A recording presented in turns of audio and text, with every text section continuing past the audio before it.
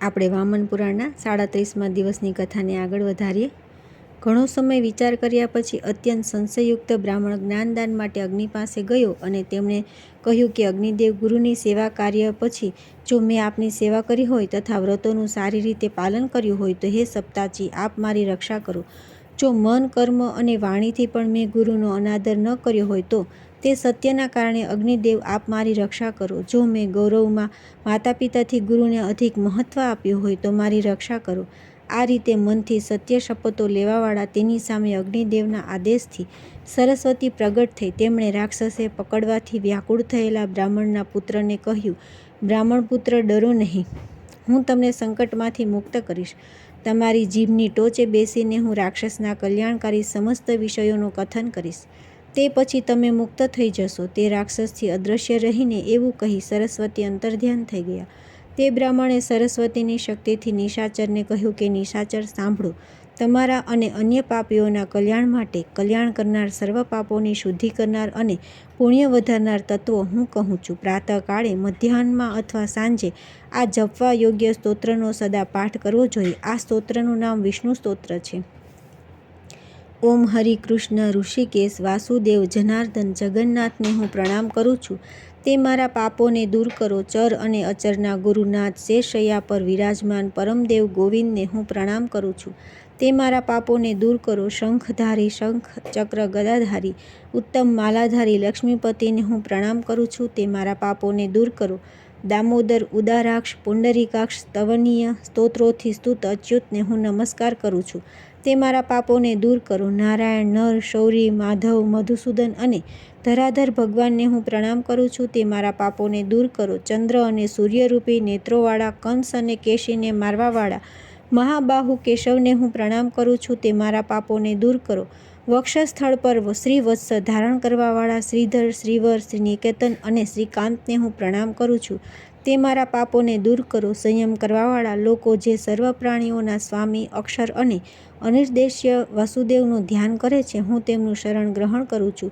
સંન્યાસીઓ મનની ગતિને પાછી વાળી જે વાસુદેવ નામના ઈશ્વરનું ધ્યાન કરે છે, હું તેમના શરણમાં જાઉં છું. હું સર્વગત, સર્વભૂત, સર્વાધાર ઈશ્વર અને વાસુદેવ નામના પરબ્રહ્મનું શરણ ગ્રહણ કરું છું. શ્રેષ્ઠ બુદ્ધિસંપન્ન લોકો કર્મોના નાશ થયા પછી જે અદુષ્ટ, અવિનાશી પરમાત્મદેવને પ્રાપ્ત કરે છે, હું તેમના શરણે જાઉં છું.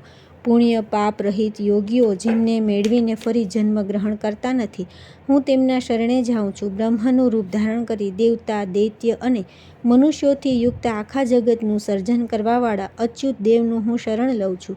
બ્રહ્માનું રૂપ ધારણ કર્યા પછી જેમના મુખેથી ચારે વેદોથી યુક્ત શરીર ધારણ કરનારા પુરાતન પ્રભુનો આવિર્ભાવ થયો હતો, હું તેમના શરણે જાઉં છું. હું સૃષ્ટિ માટે સ્રષ્ટારૂપ સ્થિત બ્રહ્મરૂપ ધારણ કરવાવાળા સનાતન જગતયોની જનાર્દનને પ્રણામ કરું છું.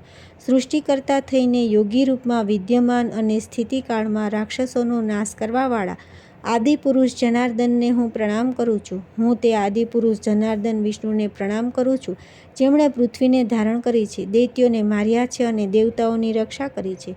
બ્રાહ્મણો યજ્ઞો દ્વારા જેમની અર્ચના કરે છે, હું તે યજ્ઞપુરુષ, યજ્ઞભાવન, યજ્ઞેશ સનાતન વિષ્ણુને પ્રણામ કરું છું. હું પાતાળ લોકમાં રહેવાવાળા પ્રાણીઓ તથા લોકોનો વિનાશ કરવાવાળા તે અંતઃપુરુષ સનાતન રુદ્રને પ્રણામ કરું છું. સર્જન કરેલા આ સમસ્ત જગતનું ભક્ષણ કરી નૃત્ય કરવાવાળા રુદ્રાત્મા જનાર્દનને હું પ્રણામ કરું છું.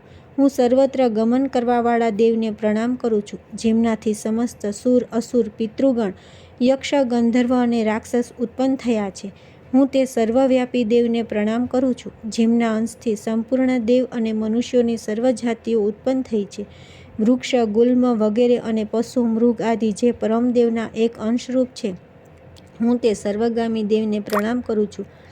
હું તે સર્વવ્યાપી દેવને પ્રણામ કરું છું, જેમનાથી પૃથક કોઈ વસ્તુ નથી અને જે મહાત્મામાં સંપૂર્ણ પદાર્થ સ્થિત છે તથા જે સર્વના અંતઃકરણમાં રહેવાવાળા અને અનંત છે.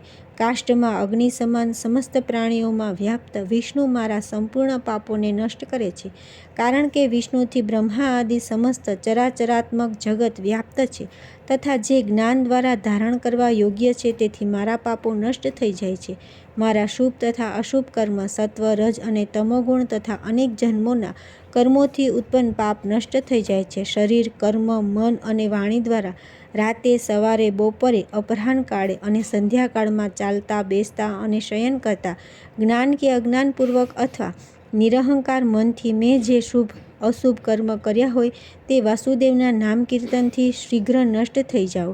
પરસ્ત્રી અને પરધનની કામના, દ્રોહ, પરપીડા, મહાત્માઓની નિંદા તથા નિષેધ ભોજ્ય, પેય, ભક્ષ્ય, ચોષ્ય અને ચાટવાની વસ્તુથી ઉત્પન્ન થયેલા સર્વ પાપ નાશ પામો.